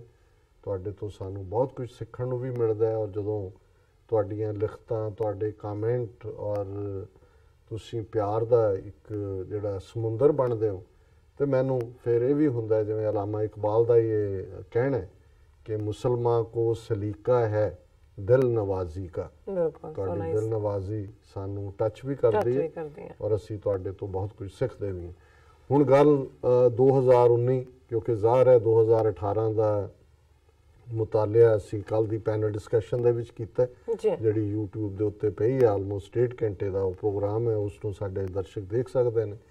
ਔਰ ਅਸੀਂ ਜਦੋਂ 2019 ਦਾ ਦੇਖਦੇ ਹਾਂ ਔਰ ਸਾਊਥ ਏਸ਼ੀਆ ਦੇ ਵਿੱਚ ਕੀ ਤਬਦੀਲੀਆਂ, ਕਿਸ ਪਾਸੇ ਗੱਲ ਤੁਰੇਗੀ,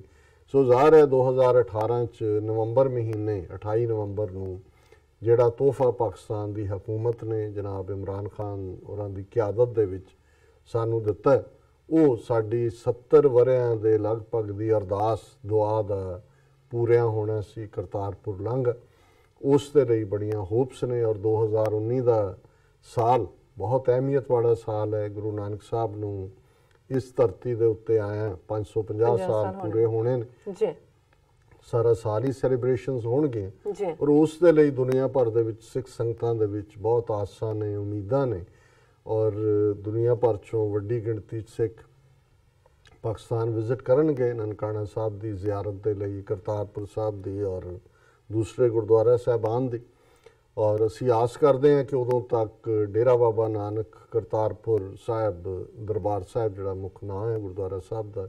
ਇਹ ਲਾਂਘਾ ਵੀ ਇਹ 4 ਕਿਲੋਮੀਟਰ ਦੀ ਵਿੱਥ ਜਿਸ ਨੂੰ ਲੰਘਦਿਆਂ 70 ਸਾਲ ਲੰਘ ਗਏ, 70 ਸਾਲ ਬਾਅਦ ਇਹ ਜਿਹੜੀ ਆ ਆਸ ਬੱਝੀ ਹੈ। ਬੇਸ਼ੱਕ ਦੁਸ਼ਮਣ ਬਾਤ ਕਰੇ ਅਨਹੋਣੀ, ਭਾਰਤੀ ਹਾਕਮ ਕੀ ਕਰਨਗੇ, ਕਿੱਧਰ ਤੱਕ ਜਾ ਸਕਦੇ ਨੇ,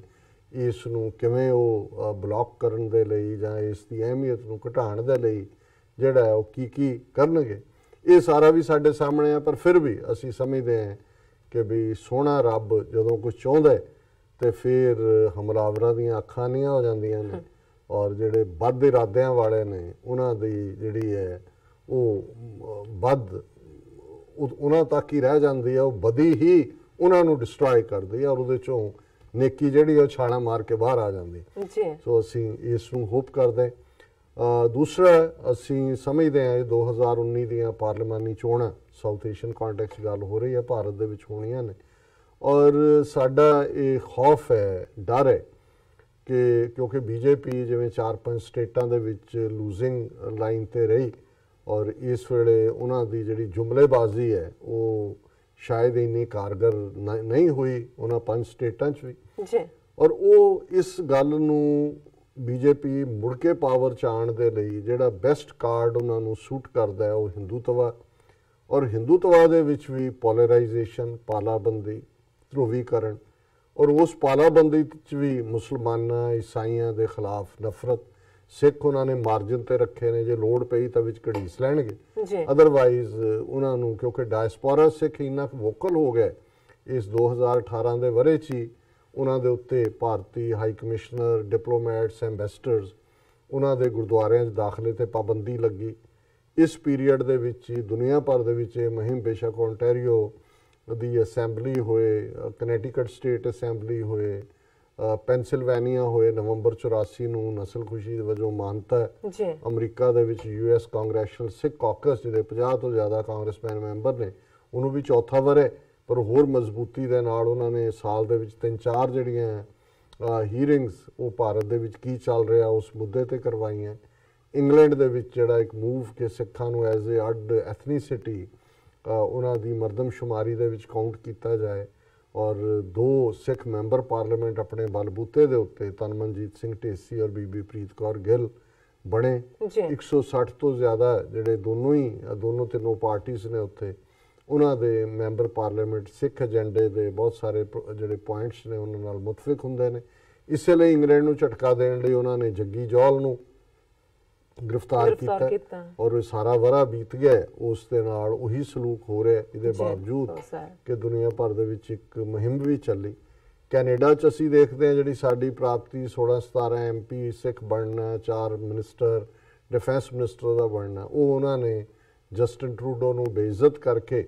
ਔਰ ਸਿੱਖਾਂ ਦਾ ਸ਼ਿਕੰਜਾ ਕੱਸਣ ਦੇ ਲਈ ਜਿਹੜੀ ਹੁਣ ਇਹ ਸੇਫਟੀ ਦੇ ਨਾਂ ਦੇ ਥੱਲੇ ਜਿਹੜੀ ਉਹਨਾਂ ਦੀ ਰਿਪੋਰਟ ਹੈ ਉਹ ਆਪਣੇ ਆਪ ਹੀ ਦੱਸ ਰਹੀ ਹੈ ਵੀ ਕਿਸ ਡਾਇਰੈਕਸ਼ਨ 'ਚ ਗੱਲ ਜਾ ਰਹੀ ਹੈ, ਪਰ ਸਿੱਖ ਸਾਰੇ ਇੱਕ ਪਲੇਟਫਾਰਮ ਤੇ ਇਕੱਠੇ ਹੋਏ ਨੇ ਔਰ ਇਸ ਨੂੰ ਰੀਬਫ ਕਰਨ ਦੀ ਕੋਸ਼ਿਸ਼ ਹੈ। ਸੋ ਅਸੀਂ ਸਮਝਦੇ ਹਾਂ ਕਿ ਉੱਥੇ ਵੀ 2019 ਦੀਆਂ ਚੋਣਾਂ ਜਿੱਤਣ ਦੇ ਲਈ ਕੋਈ ਵੀ ਜਿਹੜੀ ਹੈ ਫਿਰਕਾ ਪ੍ਰਸਤੀ, ਨਫ਼ਰਤ, ਕਿਲਿੰਗਸ ਮੁਸਲਿਮਸ ਦੀ, ਈਸਾਈਆਂ ਦੀ, ਸਿੱਖਾਂ ਦੀ, ਇਹ ਕੁਛ ਵੀ ਇਸ ਪਾਸੇ ਵੱਲ ਜਾ ਸਕਦੇ ਨੇ। ਕਸ਼ਮੀਰ ਦੇ ਵਿੱਚ ਜਿਵੇਂ ਉਹਨਾਂ ਨੇ ਗਵਰਨਰ ਰੂਲ ਔਰ ਲਗਾਤਾਰਤਾ ਨਾਲ ਉੱਥੇ ਝੂਠੇ ਪੁਰਸ਼ ਮੁਕਾਬਲੇ ਔਰ ਕਿਵੇਂ ਹਰਕਤਾਂ ਉਹ ਕਰ ਰਹੇ ਨੇ ਇੱਕ ਤੋਂ ਬਾਅਦ ਇੱਕ, ਅਸੀਂ ਇੱਕ ਟੌਪਿਕ ਵਿਚਾਰਾਂਗੇ ਜਿਹੜਾ ਦੂਸਰਾ ਟੌਪਿਕ ਹੈ ਕਿ ਕਿਵੇਂ ਯਸ਼ਵੰਤ ਸਿਨਹਾ ਬੀਜੇਪੀ ਦੇ ਲੀਡਰ ਨੇ ਵੀ ਕਿਹਾ ਕਿ ਕਸ਼ਮੀਰ 'ਚ ਅਸੀਂ ਹਾਰ ਚੁੱਕੇ, ਸਿਰਫ ਫੌਜ ਦੇ ਜ਼ੋਰ ਨਾਲ ਹੀ ਅਸੀਂ ਉਸ ਨੂੰ ਕਰ ਰਹੇ, ਉਸ ਨੂੰ ਕਾਬੂ ਕੀਤਾ ਹੋਇਆ। ਸੋ ਉਹ ਵੀ ਇੱਕ ਆਸਪੈਕਟ ਦੇ ਸਾਹਮਣੇ ਆਉਣ ਵਾਲਾ ਹੋਏਗਾ। ਔਰ ਪਾਕਿਸਤਾਨ ਦੇ ਹਵਾਲੇ ਨਾਲ ਮੈਂ ਜ਼ਰੂਰ ਗੱਲ ਕਰਨੀ ਚਾਹੁੰਦਾ ਕਿਉਂਕਿ ਇਸ ਨਵੇਂ ਵਰ੍ਹੇ ਦੀ ਆਮਦ ਮੌਕੇ ਪਾਕਿਸਤਾਨ ਦੇ ਪ੍ਰਧਾਨ ਮੰਤਰੀ ਇਮਰਾਨ ਖਾਨ ਸਾਹਿਬ ਨੇ ਵੀ ਟਵੀਟ ਕਰਕੇ ਇਹ ਉਹਨਾਂ ਨੇ ਆਸ ਜਤਾਈ ਹੈ ਕਿ ਇਹ ਜਿਹੜਾ 2019 ਦਾ ਵਰ੍ਹਾ ਹੈ ਇਹ ਪਾਕਿਸਤਾਨ ਦਾ ਗੋਲਡਨ ਈਰਾ, ਉਸ ਦੇ ਸੁਨਹਿਰੀ ਯੁੱਗ ਦੀ ਸ਼ੁਰੂਆਤ ਹੋਏਗੀ। ਔਰ ਉਹਨਾਂ ਨੇ ਕਿਹਾ ਵੀ 4 ਚੀਜ਼ਾਂ ਦੇ ਖਿਲਾਫ ਅਸੀਂ ਜਿਹਾਦ ਕਰਾਂਗੇ, ਕ੍ਰੂਸੇਡ ਕਰਾਂਗੇ। ਉਹ 4 ਚੀਜ਼ਾਂ ਉਹਨਾਂ ਨੇ ਕਿਹਾ, ਪਾਵਰਟੀ, ਇਲਿਟਰੇਸੀ, ਇਨਜਸਟਿਸ ਤੇ ਕਰਪਸ਼ਨ, ਕਿ ਗਰੀਬੀ और अनपढ़ता और बेइंसाफी और भ्रिष्टाचार। सो ਜ਼ਾਹਰ ਹੈ ਕਿ ਵੀ ਇਹ ਇਕੱਲੀਆਂ ਜਦੋਂ ਅਸੀਂ ਇਹ ਦੇਖਦੇ ਹਾਂ ਸਾਊਥ ਏਸ਼ੀਆ ਕੀ ਅਫਰੀਕਾ ਦੇ ਕੰਟੀਨੈਂਟ 'ਚ ਵੀ, ਈਵਨ ਸਾਊਥ ਅਮਰੀਕਾ 'ਚ ਵੀ, ਜਿਨ੍ਹਾਂ ਦੇ ਕੋਲ ਬਹੁਤ ਸਾਧਨ ਨੇ, ਜਿਵੇਂ ਪਾਕਿਸਤਾਨ ਦੇ ਕੰਟੈਕਸਟ 'ਚ ਵੀ ਹੈ। ਪਾਕਿਸਤਾਨ ਇੱਕ ਬਹੁਤ ਅਮੀਰ ਧਰਤੀ ਹੈ ਜਿਨ੍ਹਾਂ ਦੇ ਕੋਲ ਬਹੁਤ ਕੁਝ ਰੱਬ ਨੇ ਦਿੱਤਾ, ਲੇਕਿਨ ਇਹਦੇ 'ਚ ਕੋਈ ਸ਼ੱਕ ਨਹੀਂ ਕਿ ਸਭ ਤੋਂ ਵੱਡੀ ਬਿਮਾਰੀ ਜਿਹੜੀ ਹੈ ਉਹ ਗੁਰਬਤ ਹੁੰਦੀ ਹੈ, ਪਾਵਰਟੀ ਹੁੰਦੀ ਹੈ। ਔਰ ਇਸ 'ਚ ਕੋਈ ਦੋ ਰਾਵਾਂ ਨਹੀਂ ਨੇ ਕਿ ਬਹੁਤ ਵਾਰ ਗਰੀਬੀ ਦੇ ਵਿੱਚ ਅਸੀਂ ਮਮਤਾ ਵੀ ਵੇਚਦੇ ਹਾਂ, ਗਰੀਬੀ ਦੇ ਵਿੱਚ ਈਮਾਨ ਵੀ ਵੇਚਦੇ ਹਾਂ, ਔਰ ਗਰੀਬੀ ਦੇ ਵਿੱਚ ਅਸੀਂ ਕਿਸੇ ਹੱਦ ਤੱਕ ਵੀ ਜਾਣ ਨੂੰ ਤਿਆਰ ਹੁੰਦੇ ਹਾਂ। ਔਰ ਉਹ ਗਰੀਬੀ ਔਰ ਮਜਬੂਰੀ ਇਹ ਫਿਰ ਇੱਕ ਅਰਥ ਵਾਲੇ ਸਮਰਥਕ ਸਿਨੋਨਿਮਸ ਲਫ਼ਜ਼ ਬਣ ਜਾਂਦੇ ਨੇ। ਜੀ ਸੋ ਜ਼ਾਹਰ ਹੈ ਕਿ ਇਹ ਜਿਹੜਾ ਉਹਨਾਂ ਦਾ ਚੈਲੰਜ ਹੈ ਇਮਰਾਨ ਖਾਨ ਸਾਹਿਬ ਦਾ, ਇਹ ਇੱਕ ਬੜਾ ਅਹਿਮ ਹੈ ਕਿ ਗਰੀਬੀ ਜਦੋਂ ਗੁਰਬਤ ਦੂਰ ਹੁੰਦੀ ਹੈ, ਤੁਹਾਡਾ ਜਿਹੜਾ ਮੁੱਢਲੇ ਤੌਰ 'ਤੇ ਹੁਣ ਜੇ ਸਿੱਖ ਗੁਰੂ ਸਾਹਿਬਾਨ ਨੇ ਗੁਰਦੁਆਰਿਆਂ ਦੇ ਵਿੱਚ ਲੰਗਰ ਦੀ ਗੱਲ, ਫੂਡ ਜੀ, ਔਰ ਇਹਦੀ ਗੱਲ ਸੀ ਕਿ ਵੀ ਇਹ ਜਿਹੜਾ ਉਹਨਾਂ ਦਾ ਖੁਸ਼ਕ ਫਲਸਫਾ ਸੀ ਬ੍ਰਾਹਮਣਵਾਦ ਦਾ, ਉਹ ਰੂਹ, ਅਗਲਾ ਜਨਮ, ਮੁਕਤੀ, ਜੂਨਾ, ਇਹ ਸਾਰੇ ਉਹਨਾਂ 'ਚ ਲੋਕਾਂ ਨੂੰ ਉਲਝਾਇਆ ਹੋਇਆ ਸੀ। ਪਰ ਗੁਰੂ ਸਾਹਿਬ ਨੇ ਤਾਂ ਇਹ ਫਰਮਾਇਆ ਕਿ ਪਹਿਲੇ ਪੰਗਤ ਪਾਛੇ ਸੰਗਤ, ਕਿ ਵੀ ਪਹਿਲਾਂ ਬਹਿ ਕੇ ਰੋਟੀ ਖਾਓ, ਢਿੱਡ ਭਰੋ। ਜੇ ਤੁਹਾਡੇ ਢਿੱਡ ਭਰਿਆ ਨਹੀਂ ਹੋਇਆ, ਤੁਸੀਂ ਕਿਹੜੇ ਰੱਬ ਨੂੰ ਮਿਲਣਾ ਹੈ, ਕਿਹੜੀ ਰੂਹਾਨੀਅਤ ਦੀ ਗੱਲ ਕਰੋਗੇ? ਸੋ ਜ਼ਾਹਰ ਹੈ ਕਿ ਇਹ ਬੇਸਿਕ ਹੈ ਜਿਹੜਾ ਇਹਦੇ ਨਾਲ ਜੁੜਿਆ ਹੋਇਆ। ਫਿਰ ਉਹਨਾਂ ਨੇ ਦੂਸਰਾ ਇਲਿਟਰੇਸੀ, ਅਨਪੜ੍ਹਤਾ। ਇਹਦੇ 'ਚ ਕੋਈ ਸ਼ੱਕ ਨਹੀਂ ਹੈ ਕਿ ਜਦੋਂ ਅਸੀਂ ਈਵਨ ਰੂਹਾਨੀ ਈਡੀਐਮ ਗੁਰਬਾਣੀ ਦਾ ਦੇਖਦੇ ਹਾਂ ਤੇ ਫਿਰ ਇਹ ਹੁੰਦਾ ਹੈ ਕਿ ਗਿਆਨ ਅੰਜਨ ਗੁਰ ਦੀਆ, ਅਗਿਆਨ ਅੰਧੇਰ ਬਿਨਾਸ਼, ਗੁਰ ਕਿਰਪਾ ਤੇ ਸੰਤ ਭੇਟਿਆ, ਨਾਨਕ ਮਨ ਪ੍ਰਗਾਸ। ਕਿ ਇਹ ਜਿਹੜਾ ਅਗਿਆਨ ਦਾ ਹਨੇਰਾ ਹੈ, ਇਸ ਨੂੰ ਗਿਆਨ ਦਾ ਸੁਰਮਾ, ਗਿਆਨ, ਇੰਟੈਲੈਕਟ, ਨੌਲੇਜ, ਐਜੂਕੇਸ਼ਨ, ਇਸ ਸਭ ਨੂੰ ਅਸੀਂ ਕਹਿੰਦੇ ਕਿ ਭਾਈ ਇਹ ਜਿਹੜਾ ਸਾਨੂੰ ਇੱਕ ਤਾਂ ਰੂਹਾਨੀ ਅਗਿਆਨਤਾ ਹੈ, ਜਿਸ ਨੂੰ ਜਦੋਂ ਅਸੀਂ ਪੜ੍ਹਦੇ ਹਾਂ ਕਿ ਵਿਆਹ ਹੋਇਆ ਮੇਰੇ ਬਾਬਲਾ, ਗੁਰਮੁਖੇ ਹਰ ਪਾਇਆ, ਅਗਿਆਨ ਅੰਧੇਰਾ ਕੱਟਿਆ, ਗੁਰ ਗਿਆਨ ਪ੍ਰਚੰਡ ਬੁਲਾਇਆ। ਕਿ ਇੱਕ ਪਾਸੇ ਅਗਿਆਨ ਦਾ ਹਨੇਰਾ, ਇਗਨੋਰੈਂਸ ਹੈ। ਇਹ ਰੂਹ ਦੇ ਵਿੱਚ ਵੀ ਕਈ ਵਾਰੀ ਦੁਨਿਆਵੀ ਇਲਮ ਵਾਲੇ ਵੀ ਜਿਹੜੇ ਨੇ ਉਹ ਰੂਹਾਨੀ ਤੌਰ ਦੇ ਉੱਤੇ ਅੰਨੇ ਹੁੰਦੇ ਨੇ, ਉਹ ਹਨੇਰੇ 'ਚ ਹੁੰਦੇ ਨੇ। ਉਹ ਇੱਕ ਰੱਬ ਨੂੰ ਪਾਉਣ ਲਈ ਕੋਈ ਇਹ ਦੁਨਿਆਵੀ ਇਲਮ ਦੀ ਲੋੜ ਨਹੀਂ ਹੈ, ਪੜ੍ਹਿਆ ਅਨਪੜ੍ਹਿਆ ਪਰਮਗਤ ਪਾਵੇ, ਫੇਥ ਦੇ ਨਾਲ ਗੱਲ ਖੜੀ। ਪਰ ਜਦੋਂ ਤੁਸੀਂ ਦੁਨੀਆ ਦੇ ਵਿੱਚ ਵਿਚਰਨਾ ਹੈ, ਜੇ ਪਾਵਰਟੀ ਨੂੰ ਵੀ ਦੂਰ ਕਰਨਾ ਤੇ ਅਲਟੀਮੇਟਲੀ ਤੁਹਾਨੂੰ ਰੱਬ ਨੇ ਜਦੋਂ ਇਸ ਦੁਨੀਆ ਦੇ ਵਿੱਚ ਭੇਜਿਆ, ਹਰ ਇੱਕ ਨੂੰ ਕੁਛ ਨਾ ਕੁਛ ਦਿੱਤਾ ਹੋਇਆ, ਕੋਈ ਨਾ ਕੋਈ ਉਹਦੇ ਵਿੱਚ ਰੱਖਿਆ ਹੋਇਆ ਇਲਮ ਹੈ। ਸੋ ਜ਼ਾਹਰ ਹੈ ਕਿ ਗਰੀਬੀ ਦੇ ਨਾਲ ਇਸ ਅਨਪੜ੍ਹਤਾ ਨੂੰ ਦੂਰ ਕਰਨਾ ਵੀ ਉਹਨਾਂ ਨੇ ਟਾਰਗੇਟ ਮਿੱਥਿਆ। ਇਨਜਸਟਿਸ, ਨਾ ਇਨਸਾਫੀ। ਜ਼ਾਹਰ ਹੈ, ਮੈਂ ਕਿਸੇ ਇਸਲਾਮਿਕ ਸਕਾਲਰ ਦਾ ਇਹ ਪੜ੍ਹ ਰਿਹਾ ਸੀ, ਉਹਨਾਂ ਨੇ ਕਿਹਾ ਕਿ ਕੁਫਰ ਦਾ ਰਾਜ ਚੱਲ ਸਕਦਾ, ਜ਼ੁਲਮ ਦਾ ਨਹੀਂ। ਕੋਈ ਕੁਫਰ ਦੇ ਉੱਤੇ ਜਿਹੜਾ ਖੜਾ ਕਰਕੇ ਰਾਜ ਕਰ ਰਿਹਾ, ਉਹ ਰਹਿ ਸਕਦਾ, ਲੰਮਾ ਵਕਤ ਵੀ ਰਹਿ ਸਕਦਾ। ਔਰ ਇਨਜਸਟਿਸ, ਜਿਹੜਾ ਨਾ ਇਨਸਾਫੀ ਹੈ ਜਾਂ ਜਿੱਥੇ ਅਦਲ ਨਾ ਹੋਣਾ,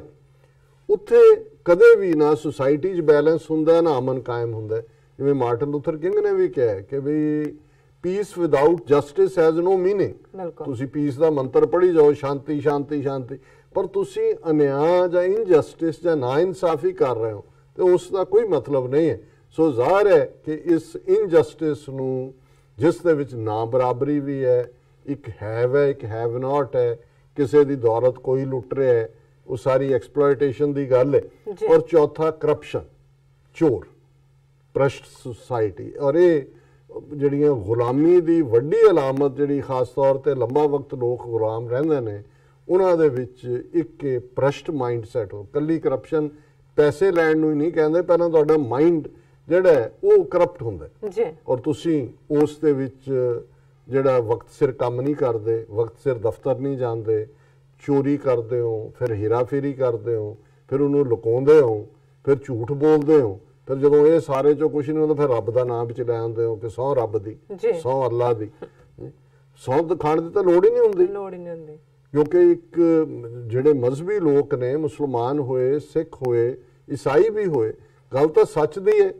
ਤੇ ਜਿਹੜਾ ਮਜ਼ਹਬੀ ਬੰਦਾ ਝੂਠ ਬੋਲਦਾ ਹੀ ਨਹੀਂ ਹੈ, ਫਿਰ ਤੁਹਾਨੂੰ ਤੁਸੀਂ ਸਹੁੰ ਦੀ ਕੀ ਲੋੜ ਹੈ? ਔਰ ਜਿਹੜਾ ਸਹੁੰ ਖਾਂਦਾ, ਬਹੁਤ ਵਾਰ ਮੈਂ ਦੇਖਿਆ ਝੂਠ ਹੀ ਬੋਲ ਰਿਹਾ ਹੁੰਦਾ। ਅਦਰਵਾਈਜ਼ ਤਾਂ ਤੁਸੀਂ ਕਹਿ ਦਿੱਤਾ ਹੈ, ਜਿਹੜੀ ਜ਼ਬਾਨ ਹੈ ਉਹ ਤੁਹਾਡੇ ਮੂੰਹੋਂ ਨਿਕਲੀ ਹੈ, ਤੁਸੀਂ ਸੱਚ ਹੀ ਬੋਲੋਗੇ, ਤੁਸੀਂ ਤਾਂ ਸੱਚ ਦੀ ਗੱਲ ਕਰੋਗੇ। ਸੋ ਇਹ ਵੀ ਇੱਕ ਬੜਾ ਜ਼ਰੂਰੀ ਹਿੱਸਾ ਹੈ ਕਿ ਵੀ ਇਸ ਕਰਪਟ ਸੁਸਾਇਟੀ ਦੇ ਵਿੱਚ, ਔਰ ਇਹ ਚਾਰੋਂ ਹੀ ਗੋਲ, ਖਾਸ ਤੌਰ ਤੇ ਅਖੀਰਲਾ ਜਿਹੜਾ ਉਹ ਸਭ ਤੋਂ ਔਖਾ ਹੈ,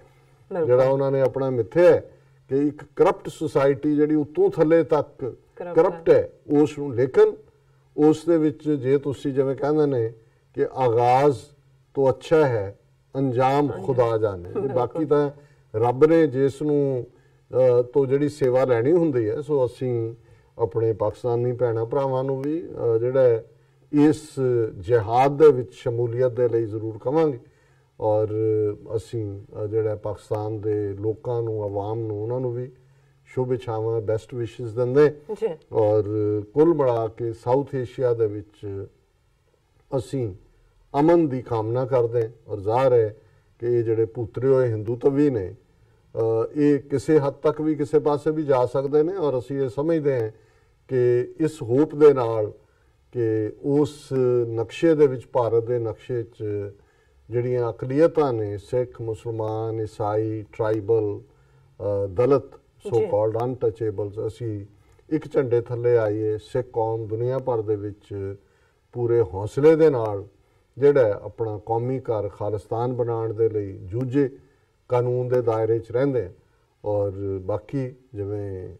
2019 ਕੀ ਅਨਫੋਲਡ ਕਰੇਗਾ ਹਰ ਦਿਨ ਨਵਾਂ ਜਿਹੜਾ ਹੈ ਨਵੀਂ ਰੁੱਤ ਨਵਾਂ ਮੌਸਮ ਨਵੀਂ ਬਹਾਰ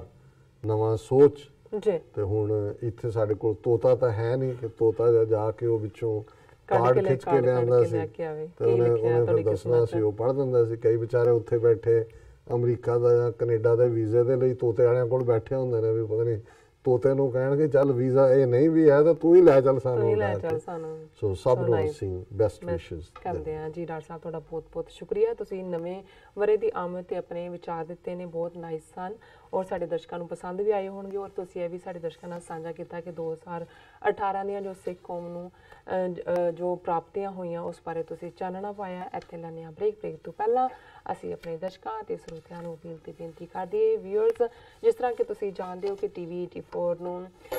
ਸ਼ੁਰੂ ਹੋਇਆ 6 ਸਾਲ ਹੋ ਚੁੱਕੇ ਨੇ ਔਰ ਇਹ ਤੁਹਾਡੀ ਹੀ ਸਹਾਇਤਾ ਨਾਲ ਇਹ ਪੂਰੇ ਹੋਏ ਨੇ ਔਰ ਅਸੀਂ ਚਾਹਾਂਗੇ ਕਿ ਤੁਸੀਂ ਟੀਵੀ 84 ਦੀ ਚੜ੍ਹਦੀ ਕਲਾ ਰਹੀ ਔਰ ਇਸ ਨੂੰ ਅੱਗੇ ਵਧਾਉਣ ਲਈ ਆਪਣੀ ਮਾਈਕ ਸਹਾਇਤਾ ਸਾਡੀ ਵੈਬਸਾਈਟ tv84.tv ਤੇ ਜਾ ਕੇ ਪੇਪਲ ਦੀ ਵਰਤੋਂ ਕਰਕੇ ਵਨ ਟਾਈਮ ਡੋਨੇਟ ਕਰ ਸਕਦੇ ਹੋ ਮੰਥਲੀ ਡੋਨੇਟ ਵੀ ਕਰ ਸਕਦੇ ਹੋ। ਤੁਸੀਂ ਟੀਵੀ 84 ਦੇ ਨਾਮ ਤੇ ਚੈੱਕ ਬਣਾ ਕੇ ਸਾਨੂੰ ਮੇਲ ਵੀ ਕਰ ਸਕਦੇ ਹੋ ਸਾਡੇ ਇਸ ਪਤੇ ਤੇ 36-01 37th ਐਵਨਿਊ ਲੌਂਗ ਆਈਲੈਂਡ ਸਿਟੀ ਨਿਊਯਾਰਕ 11101 USA ਜਾਂ ਫਿਰ ਤੁਸੀਂ ਸਾਨੂੰ ਫੋਨ ਰਾਹੀਂ ਵੀ ਸੰਪਰਕ ਕਰ ਸਕਦੇ ਹੋ ਸਾਡੇ ਫੋਨ ਨੰਬਰ ਤੇ 5164060694। Thank you so much. ਇਹ ਵੀ ਦੱਸੀਏ ਜੋ ਸਾਡੇ ਪ੍ਰੋਗਰਾਮ ਦਾ ਸਮਾਂ ਹੈ ਉਹ 7:30 ਤੋਂ ਲੈ ਕੇ 9 ਵਜੇ ਤੱਕ ਹੈ ਔਰ ਤੁਸੀਂ ਇਸ ਨੂੰ YouTube ਤੇ ਜਾ ਕੇ ਟੀਵੀ 84 ਦੇ ਚੈਨਲ ਤੇ ਲਾਈਵ ਦੇਖ ਸਕਦੇ ਹੋ। ਜੋ ਸਾਡੇ ਬਾਕੀ ਪ੍ਰੋਗਰਾਮ ਹਨ ਜਿਸ ਤਰ੍ਹਾਂ ਕਿ ਪੰਜਾਬੀ ਖਬਰਾਂ ਜਿਸ ਦਾ ਸਮਾਂ ਹੈ